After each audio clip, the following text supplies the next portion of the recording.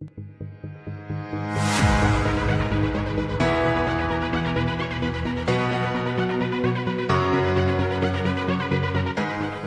मैं आपको fully battery को, मोबाइल बैटरी को सही करना सिखाऊंगा।